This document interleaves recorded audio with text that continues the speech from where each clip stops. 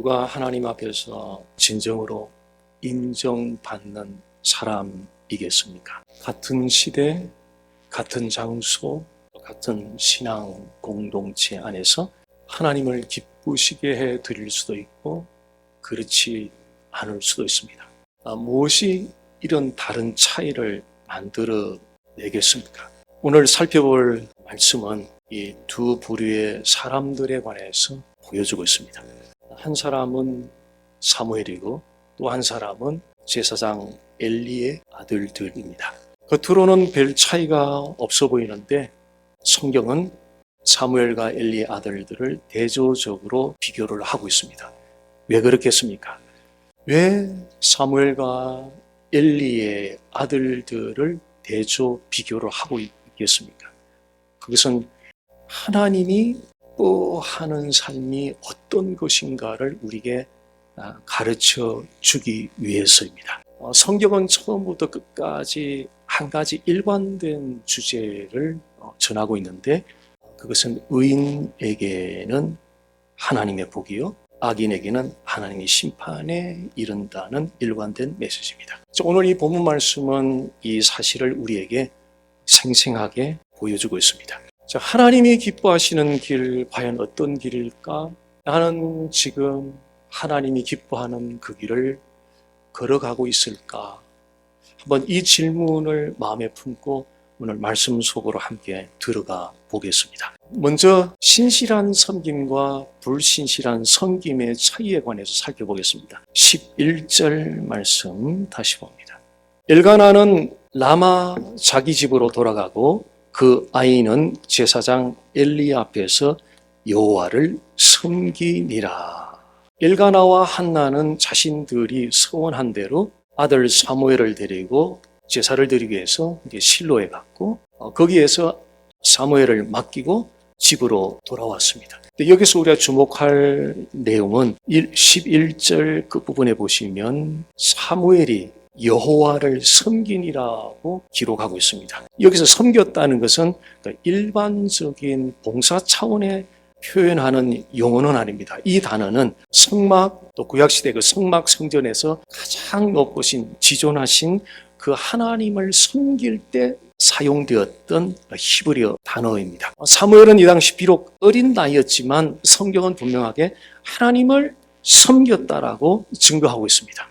이와 대조적으로 12절 말씀을 보겠습니다. 엘리의 아들들은 행실이 나빠 여호와를 알지 못하더라. 이 행실이 나빠라는 표현은 히브리어로 벨리알의 아들들이라는 그런 의미를 담고 있습니다.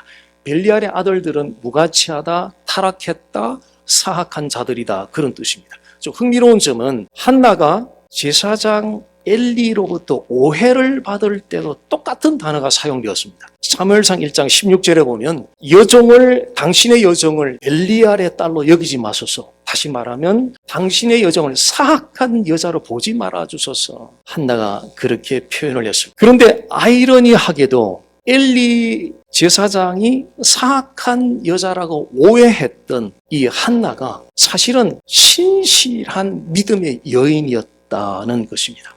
진짜 사악한 자들은 바로 제사장 엘리의 아들들이었습니다. 엘리의 아들들은 고기에 기름진 부분들을 먼저 태우고 취해야 되는데 태우지도 않고 급하게 먼저 취해버렸어요. 그리고 그 성막에서 일하는 여인들과 부적절한 관계를 맺기도 했었고요. 또 아버지 엘리가 권하는 말들을 무시하기도 했고요. 쉽게 말하면 엘리의 아들들은 하나님을 가장 보배로운 분으로 여기지 못했던 거죠. 하나님을 경외하지 않았고 하나님을 사랑하지 않았고 하나님을 기뻐하지도 않은, 그래서 그 결과로 하나님이 영광을 가리게 되었습니다. 하나님을 가장 보배로운 분으로 여기지 않고 하나님을 경외하지 않고 하나님을 사랑하지 않고 하나님으로 기뻐하지 않는 그 삶은 이게 전부 다 마음과 관련되었어요. 다시 말하면 하나님은 우리의 행위만을 보시는 분이 아니라 하나님은 우리의 마음 자체를 보신다. 하나님은 우리가 얼마나 외형적으로 종교적인가를 보시는 분이 아니라 하나님은 우리 자신이 얼마나 하나님 자신을 보배로운 분으로 실제로 여기고 살아가고 있는가를 살펴보시는 분입니다. 자, 우리 자신에게 이렇게 한번 질문을 던져보면 어떻겠습니까? 나는 하나님을 가장 보배로운 분으로 여기고 있는가? 이 질문이 간단하지 않은 것은요, 그분을 내 인생의 가장 보배로운 분으로 여기기 위해서 이 포기해야 될 것이 한두 개가 아니에요.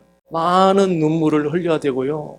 정말 내면에서는 엄청난 최고의 큰 고통은 우리가 외상을 당하는 고통보다 더 큰 게 내면에 일어나는 우리 내면과의 그 전투가 가장 고통스러운 것들이에요. 그분을 가장 보배로운 분으로 여기까지는 우리가 포기해야 되는 그 과정들이 얼마나 고통스러운지 몰라요. 그래서 예수님은 누구든지 나를 따라오는 first step.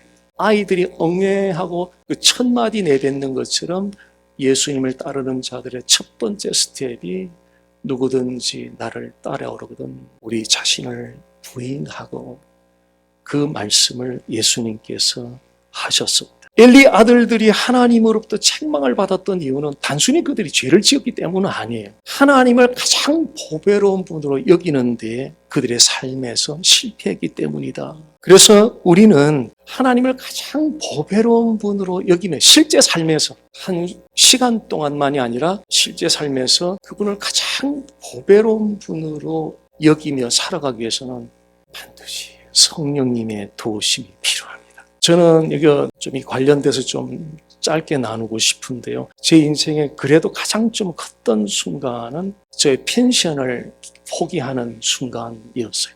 그대로 제가 리타이어하면 만틀이 한 3,000불 펜션이 나오거든요. 패스터들 중에서 가장 베네핏이 좋은 디나미네이션이에요. 그거를 리브할 때는 이 기밥을 해야 되기 때문에 가장 저에게는 나름대로 힘든 순간이었던 것 같아요.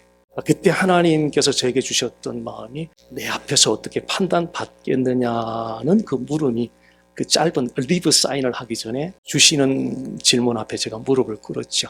네, 미련 없이 리브 사인을 하고 떠나왔는데 그 이후로 하나님이 지금 이게 우리 TE 사역과 우리 시몽스목의 사모님을 통해서 TE 사역이 전수되고 많은 목사님, 성교사님들이 각지에서 지금 필드에서 성도들에게 훈련받은 대로 지금 양육이 되어지고 있고 막 지금 침체되는 목사님 중에 다시 일어나고 또 우리 보배로운 교회가 이게 정말 황무지 같은 데서 한 분 한 분 들어와서 이 예배를 드리는 이 사실 자체가 그거를 기밥한 것보다 훨씬 비교가 되지 않는 블레싱이라는 사실을 저는 아침에 파킹나 들어오면서도 잠깐 생각을 했어요. 하나님을 가장 보배로운 분으로 여기며 하나님께로 가까이 나아가면 거기에 우리의 인생 전체가 회복되는 길이 바로 거기에 있어요. 참된 회복의 길이 우리가 그분을 존중하면 그분도 우리를 존중할 때 진짜 회복의 길이 열리게 될 줄로 믿습니다. 자, 하나님을 가장 보배로운 분으로 여긴다는 것이 이 이론은 좋은데요. 문제는 실전에서 안 된다는 것이 우리의 고민이에요. 자, 일반 종교는 you can do it 된다는 거예요. 시도하라는 거예요. 그런데 성경은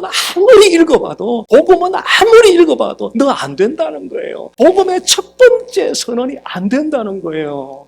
아무리 하려고 용서하려고 사랑하려고 뭐 섬기려고 하지만 우리 자신으로는 안 된다는 거. 절벽 앞에 서면서 하나님이 우리에게 성경을 가르쳐 주는 것은 내가 누구인지 좀 묵상해봐. 내 성품이 어떤 존재의 성품해봐. 거룩하신, 인자하신, 사랑에 충만하심, 선하심, 진실하심. 그리고 내가 너를 위해서 행하신 일을 좀 생각해봐. 십자가에서 내가 너 같은 죄인을 위해서 행하신 일을 생각해봐. 십자가에 행하신 그 은혜를 자주 깊이 묵상하게 되니 그분의 성품과 나는 안 되는데 맨날 실패하는데 나는 안 되는데 그분의 성품을 묵상하고 그분이 행하신 십자가의 은혜를 계속 묵상하니까 그냥 젖어드는 게 가랑비에 옥기 젖는다고 그분의 성품과 행하신 일 십자가가 젖어드니까 되네. 나 원래 이런 성격이 아닌데 되네. 이런 상황에서 이런 태도가 되네. 놀라운 일이 일어나. 그래서 세상에서 귀하다는 것을 내려놓을 수 있고 하나님을 최고로 가장 보배로운 분으로 여기게 될 수 있습니다. 하나님의 성품과 그분의 행하신 십자가의 은혜를 묵상하면 성령께서 우리에게 은혜를 주셔서 우리를 감동시켜 주시죠. 그래서 하나님을 세상에서 가장 보배로운 분으로 여길 수 있도록 성령께서 이끌어 주셔서 우리를 그렇게 바꿔놓는 은혜를 베풀어 주실 줄 믿습니다. 자, 오늘 또 두 번째 이제 대조적으로 비교하는 것은요, 순결이에요. 순결함과 부도덕함이 이제 대조적 비교인데, 먼저 사무엘의 순결함에 대해서 살펴보겠습니다. 18절에서 21절 보겠습니다. 사무엘은 어렸을 때에 세마포 에봇을 입고 여호와 앞에서 섬겼더라. 그의 어머니가 매년 드리는 제사를 드리러 그의 남편과 함께 올라갈 때마다 작은 겉옷을 지어다가 그에게 주었더니 엘리가 엘가나와 그의 아내에게 축복하여 이르되 여호와께서 이 여인으로 말미암아 내게 다른 후사를 주사 이가 여호와께 간구하여 얻어 바친 아들을 대신하게 하시기를 원하노라 하였더니 그들이 자기 집으로 돌아가매 여호와께서 한나를 돌보시사 그로 하여금 임신하여 세 아들과 두 딸을 낳게 하셨고 아이 사무엘은 여호와 앞에서 자라니라. 지금 사무엘의 복장이 세마포 에봇을 입고 있습니다. 이 세마포 에봇은 순결함을 상징합니다. 사무엘이 세마포 옷을 입고 에봇을 입고 섬겼다는 것은 이 사무엘은 어렸을 때부터 하나님께 순결하게 드려졌다는 것을 상징적으로 우리에게 시사해 주고 있습니다. 우리는 종종 순결하게 드려지는 삶이 얼마나 중요한가를 종종 잊어버릴 때가 있는 것 같습니다. 하나님 스스로가 온전히 순결하신 분이시기 때문에 하나님이 우리에게 기대하는 것도 우리의 삶이 순결한 삶으로 데이바이데이 날마다 살아가기를 하나님은 기대하십니다. 구약 성경에서 하나님의 백성들은 그 순결함, 거룩함을 지키기 위해서 정결이 특별히 요구되었고 중요하게 요청이 되었습니다. 그래서 정결 음식, 부정한 음식이 구분이 되었고요. 또 청결을 어느 곳에 가도 청결을 유지해야 되었고 병이 났거나 시체를 만진 후에는 반드시 정결 예식을 해야만 했습니다. 이 모든 규례는 마음의 순결, 영적인 순결이 얼마나 중요한가를 우리에게 가르쳐주고 있습니다. 자, 구약에 많은 정결 의식들이나 특별히 레위기서는 그런 규례들이 많이 나오는데 그 모든 규례들을 구체적으로 알지 못해도 전체 그림은, 전체 큰 픽처는 하나님이 우리를 바라볼 때 영적 순결이 얼마나 중요한가를 이런 규례를 통해서 우리에게 지금 가르쳐주고 있다는 사실을 우리는 믿음으로 받을 필요가 있습니다. 이 순결은 구약 성경뿐 아니라 신약 시대도 매우 중요하게 다뤄졌습니다. 에베소서 5장 3절 말씀에서 사도 바울은 이렇게 기록하고 있습니다. 너희 중에는 음행과 온갖 더러운 것과 탐욕은 이름조차도 부르지 말라. 이는 성도에게 마땅한 바니라. 사도 바울은 성도가 음행이나 온갖 더러운 것이나 탐욕으로 젖어드는 것은, 그런 삶을 사는 것은 하나님의 홀리네스,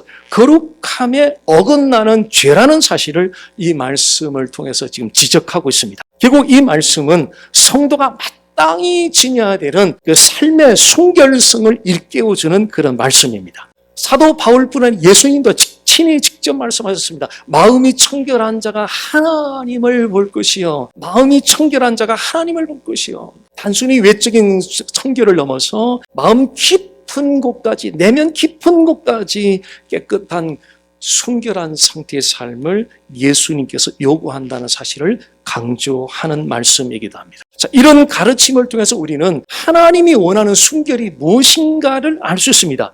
하나님이 우리에게 원하는 그 순결은 하나님을 향한 우리의 지성과 감정과 의지, 전인격적인, 전방위적인 헌신, 커미먼트. 순결은 단순히 어떤 행동 하나에서 결정되는 것이 아니라 하나님을 향한 지성과 감정과 의지가 총체적으로 그분을 향한 초점을 맞춘 온전한 헌신이 이루어질 때 바로 이것이 하나님이 우리가 원하는 순결이다 하는 것입니다. 그리고 성령 안에서 날마다 새로워지는 삶, 이것이 바로 하나님께서 우리에게 원하시는 순결한 삶입니다. 엘리와 한나는 매년 제사 드리러 실로에 가서 아들 사무엘을 만났습니다. 그리고 한나는 겉옷을 지어서 사무엘에게 입혀주었고요. 그리고 제사장 엘리는 엘가나와 한나 이 부부에게 축복 기도를 해주게 되고 그 결과로 더 많은 자녀를 엘가나와 한나는 얻게 되었습니다. 하나님은 우리가 상상하는 것보다 훨씬 더 크고 넉넉한 분인 줄 믿습니다. 우리가 드리는 것보다 훨씬 더 크고 훨씬 더 많은 것으로 베풀어 주시는 분이고 베풀어 주실 분이고 이미 베풀어 주셨습니다. 어떻게 알아요? 이거 십자가 이미지거든요. 이거 이상 우리가 더 받을 게 사실은 없어요. 아직도 받을 게 많다고요? 주신 게 없다고요? 이거 한번 보시죠. 이거보다 더 많은 거 주실 수 없어요. 그의 외아들 비같은 선 지저스 크라이스트를 우리에 주셨거든요. 통째로 주신 자, 이거 더 이상 줄 게 없어요. 더 큰 게 없어요. 이미 주셨어요. 사인으로 주셨어요. 그러므로 하나님께 온전하게 드리는 순결한 삶, 결코 주저하지 마시고 두려워하지도 마십시오. 한나는 한 명 사무엘을 하나님께 드렸는데 하나님은 세 아들과 두 딸을 엑스트라로 더 주셨어요. 하나님을 향해서 드리는 그 모든 것들은 절대 손해보지 않아요. 절대 손해보지 않아요. 비록 우리의 손에 지금 잡히는 것이 우리가 투자한 만큼 없다 하더라도 이미 2000년 전으로 돌아가면은 계산할 수 없는 값어치를 이미 다 투자해 주셨어요. 이미 먼저 다 지불해 주셨어요. 먼저 선불해 주셨어요. 자, 이렇게 부모의 믿음으로 받쳐졌던 사무엘이 이제 어떤 삶을 살았는지 좀 살펴보겠습니다. 21절 말씀입니다. 아이 사무엘은 여호와 앞에서 자라니라. 여호와 앞에서 자랐다는 것은 하나님의 사랑 안에서 하나님 말씀 안에서 성숙하게 자라났다는 그런 뜻입니다. 자, 하나님께 바쳐졌던 사무엘이 하나님의 사랑 안에서 하나님의 말씀 안에서 성숙하게 자라났다는 것은 오늘날 우리도 하나님의 사랑과 말씀 안에서 성숙하게 변화되어 갈 때에 어떤 여호와의 복을 누리게 되는지를 사무엘을 통해서 엘가나와 한나의 그 사무엘을 하나님께 바친 이후에 그들이 받아 누렸던 하나님의 은총들 복을 통해서 오늘날 우리도 하나님의 사랑 안에서 하나님 말씀 안에서 성숙하게 변해갈 때에 우리가 어떤 이미 받은 복도 있고 또 앞으로도 어떤 여호와의 복을 받게 되는지를 분명하게 우리에게 보여주셨습니다. 저희 가정에는 지금 개척하고 저희 부부는 얘기해요. 이게 정상이 아닌데. 정상이 아닌데 정상을 뛰어넘어 버렸어요. 제 큰딸도 그렇고 둘째 딸도 그렇고 이 정상 스텝이 아니었어요. 항상 그래. 네가 지금 개척교회 이렇게 섬겨서 그래. 이거 실제고요. 사실이고요. 실제고 사실. 하나님의 사랑과 말씀 안에서 성숙해져가는 가정, 하나님의 사랑과 말씀 안에서 성숙해져가는 목사, 하나님의 사랑과 말씀 안에서 성숙해져가는 우리 장로님, 하나님 말씀과 사랑 안에서 성숙해져가는 우리 집사님들과 형제 자매님들, 그런 가정, 그런 교회가 되어서 먼저 앞서가는 세대가 다음 세대를 끌어주고 믿음이 강한 자들이 믿음이 연약한 자들을 붙잡아주면서 함께 지어져가는 그런 꿈, 그런 비전을 함께 꿔보지 않겠습니까? 이제 사무엘에 대해 살펴봤고 엘리 아들들 한번 살펴보겠습니다. 이들은 아주 치명적인 죄를 지었어요. 그 성막 안에서 섬기고 봉사하는 여인들과 부적절한 관계에 빠져버렸어요. 죄를 고백해야 되는 장소에서 죄를 짓고 말았던 거예요. 자, 22절, 24절입니다. 엘리가 매우 늙었더니 그의 아들들이 온 이스라엘에게 행한 모든 일과 회막문에서 수종드는 여인들과 동침하였음을 듣고 그들에게 이르되 너희가 어찌하여 이런 일을 하느냐? 내가 너희의 악행을 이 모든 백성에게서 듣노라. 내 아들들아 그리하지 말라. 내게 들리는 소문이 좋지 아니하니라. 너희가 여호와의 백성으로 범죄하게 하는도다. 엘리의 아들들의 처음에 작은 죄가 점점 깊어져 가고 있는 것을 볼 수 있습니다. 자, 처음에는 제사 드리러 온 사람들의 고기를 가로채는 정도였는데 그게 점점 대담해져 가지고 하나님께 바쳐져야 되는 기름진 부위를 탐하기도 하고 결국 성막 안에 봉사하던 여인들과 부적절한 관계를 맺기도 했어요. 이들의 악한 소문이 나라 전역에 다 퍼져버렸어요. 그 수치와 극괴하는 하나님의 심판이 임하게 되었습니다. 이런 결과는 우리의 중요한 메시지를 던져주고 있는데요. 죄는 처음에는 아무것도 아니에요. 아주 작아요. 근데 나중에는 아주 거대한 힘으로 자라나게 됩니다. 따라서 우리는 불붙은 죄의 씨앗이 없는지를 우리는 매일매일 점검할 필요가 있어요. 불붙은 죄의 씨앗이 혹시 내 안에 없는지, 그 죄의 씨앗이 생겨나기 시작하면, 계속 자라나기 시작하면 하나님이 우리에게 주셨던 기쁨의 선물, 감사의 선물, 평안의 선물들이 서서히 타에 바람이 빠져나가듯이 서서히 기쁨을 앗아가고 평안을 앗아가고 감사를 앗아가게 돼요. 자, 마음속에 그런 은혜가 식어져 갈 때 우리는 지체하지 말고 바로 하나님께로 나가서 아뢰의 길을 소원합니다. 하나님께 아뢰면서 하나님, 저 좀 다스려 주세요. 저 좀 다스려 주세요. 라고 간구한다면 하나님이 우리 안에 주인이신 그분이 우리의 마음을 다스려 주실 때에 사라졌던 기쁨이 다시 찾아오고, 식어졌던 평안이 다시 찾아오고, 줄어들었던 감사가 다시 찾아오면서 마치 물고기가 물을 만난 것처럼 우리 영이 새롭게 회복되는 은혜가 우리 가운데 나타나게 될 줄 믿습니다. 자, 오늘 마지막 대조를 보겠습니다. 이거는 하나님의 심판과 은혜, 심판과 은혜를 대조적으로 비교하고 있습니다. 엘리는 자신의 아들들이 하나님을 직접 거슬러서 범죄했기 때문에 특별히 아버지로서 지금 염려를 하고 있습니다. 25절 말씀 보겠습니다. 사람이 사람에게 범죄하면 하나님이 심판하시려니와 만일 사람이 여호와께 범죄하면 누가 그를 위하여 간구하겠느냐 하되 그들이 자기 아버지의 말을 듣지 아니하였으니 이는 여호와께서 그들을 죽이기로 뜻하셨음이더라. 엘리의 말은 굉장히 단순하고 그러나 매우 중요한 진리를 전하고 있습니다. 자, 사람이 다른 사람의 죄를 져도 하나님이 중재자가 되어줄 수 있습니다. 그런데 그 죄가 하나님을 직접 행했을 때는 이건 누가 중재를 하겠느냐는 그런 이야기예요. 사람 간에는 하나님이 중재를 서주면 되는데 하나님과 사람 사이에 만약 사람이 하나님께 직접 죄를 범한다면 이거 누가 중재하겠느냐는 그런 의미예요.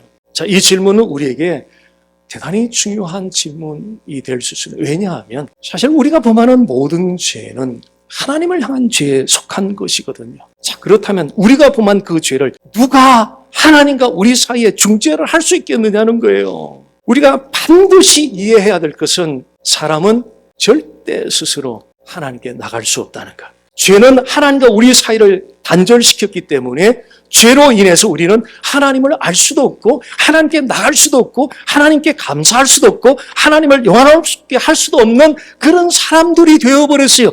죄 때문에. 그런데 질문은 이것입니다. 그렇다면 누가 하나님과 우리 사이 이 간극을 누가 메꿀 수 있겠느냐는 거예요. 이 간격을 누가 중재할 수 있겠느냐는 거예요. 이 간격을 누가 해결할 수 있겠느냐는 거예요. 누가 우리를 대신하여 이 중재를 할 수 있겠느냐는 거예요. 디모데전서 2장 5절 말씀 보겠습니다. 하나님은 한 분이시요 또 하나님과 사람 사이의 중보자도 한 분이시니 곧 사람이신 그리스도 예수라.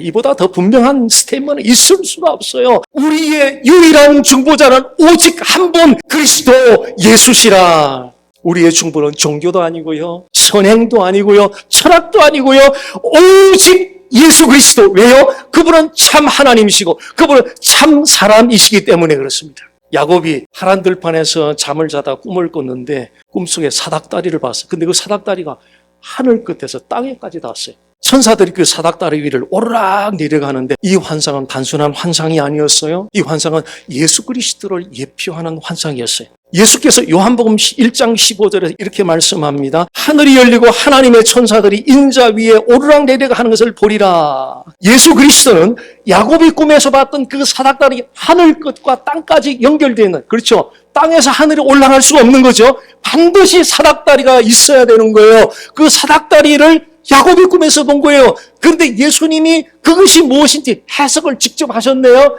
그 해석은 네가 본 그 사닥다리가 나야 나. 야곱이 보았던 사닥다리, 진짜 사닥다리 실체는 나야 나. 하나님과 죄인들을 연결하는 유일한 중보자는 예수님 자신이라고 선언을 하셨던 그것입니다. 유일한 브릿지, 그 사닥다리, 다리는 예수 그리스도십니다. 예수 그리스도는 십자가에 못 박아 피 흘려 죽으시면서 우리의 모든 죄값을 담당하시고 우리의 죄 때문에 하나님의 진노가 쏟아 부어져야 되는데 대신 그 진노 밑으로 들어가 대신 다 우산막이가 되어주셨어요. 다 우산이 되어주셨어요. 우리는 비 한 방울도 안 맞았어요. 이 어메이징 그레이스를 어떻게 하면 좋냐면 이 어메이징 그레이스를 엄청난 하늘문을 열고 소낙비가 쏟아지는데 우리한테는 단 한 방울도 비 안 맞게 하고 자신이 전부 다 비를 흠뻑 다 맞으면서 그 날개 아래 우리를 감춰주면서 비 한 방울 안 맞게 한 그것이 바로 십자가의 피 흘림의 죽음이었다. 그래서 우리에게 하나님과 우리 사이에 화목하게 되는 길을 열어주셨습니다. 그런데 이런 화목하게 되는 길을 예표로 보여주었음에도 엘리의 두 아들들은 외면했습니다. 끝까지 외면했습니다. 그래서 돌이키지 않았습니다. 결국 성경은 이렇게 선언합니다. 여호와께서 그들을 죽이기로 뜻하셨음이더라. 자, 이 말씀은 우리에게 중요한 사실을 상기시켜주고 있습니다. 특히 전도할 때 저는 이 부분을 종종 사용을 해요. 그분들이 불편하든 아니하든, 왜냐하면 진실이니까요. 만약 돌아오지 않으면, 만약 끝까지 돌아오지 않으면 언젠가는 돌이킬 수 없는 지점에 탁 이를 날이 온다, 순간이 온다. 그래서 하나님께 가까이 가야지라는 생각이 들 때 그 생각이 성령이 주시는 거예요. 그러니까 성령이 주신다 딱 생각할 때는 지체하지 말고 미루지 말고 바로 가시면 돼요.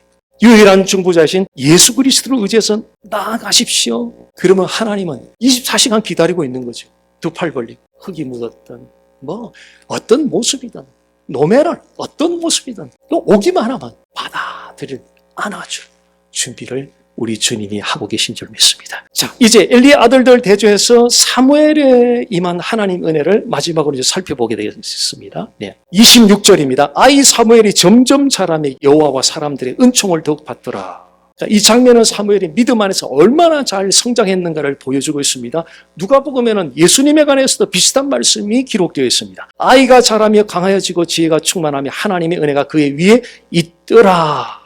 엘리의 아들들은 하나님의 은혜를 저버린 채 살다가 결국 사람들의 지탄을 받았어요. 반면에 사무엘은 하나님과 사람 앞에서 칭찬을 받는 인물로 성장해 갔어요. 자, 엘리의 아들들 사무엘, 이 대조적인 성장 과정은 은혜의 삶과 그렇지 않은 삶이 어떤 결과를 우리에게 가져다 줄 것인가를 보여주고 있습니다. 자, 이것은 사무엘 상의 이야기뿐 아니라 성경 전체를 관통하는 매우 중요한 진리입니다. 그렇다면 오늘 우리가 어떻게 반응해야 하겠습니까? 의롭게 살아보려고 오늘 이 시간 또 결심하고 돌아가야겠습니다. 또 하나님의 기준에 나의 기준을 맞추겠다고, 맞춰서 또 한번 최선을 내일부터 해보겠다고 그 결심, 다짐 이 시간 또 해보겠습니까? 근데 사람은 그 누구도 그 결심과 노력과 최선의 수고만으로는 스스로 의로운 삶을 살아갈 수가 없다는 거예요. 내 생각대로 되면 얼마나 좋아요. 그게 안 된다는 거예요. 그게 우리 현주소예요. 그게 우리 실상이에요.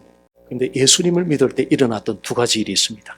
그것은 예수님 믿을 때 예수님의 완전한 의, righteousness를 우리에게 트랜스포시켰어요. 증가시켰어요. 마치 사무엘이 세마포 에봇을 입은 것처럼, 거룩한 순결을 상징하는 세마포 에봇을 입은 것처럼 예수님 자신의 의를 우리에게 하얀 가운을 입듯이 의를 우리에게 증가시켜 주셨습니다. 그래서 하나님은 우리를 받아주실 때 우리의 의로운 행위 때문에 받아주시는 것이 아니라, 물론 기쁘고 영광받죠. 근데 우리를 받아주시는 그 베이스 근거는 우리 행위, 의로운 선한 행위 때문이 아니라 하나님이 행하신 의로운 행위, 자신의 의로운 행위, 십자가, 그리스도, 의로운 행위 때문에 우리를 받아주시는 줄 믿습니다. 두 번째, 하나님은 성령을 통해서 우리 안에 예수님의 의가 실제로 이루어져 가도록 인도하시고 도와주십니다. 그러니까 하나님은 단순히 우리가 의로운 신분, 포지션만 의로운 신분을 가지는 것을 원치 않고요. 실제로 컨디션, 포지션만 righteousness 한 것이 아니라 우리의 컨디션, 상태 자체가 의로운 삶을 살아가도록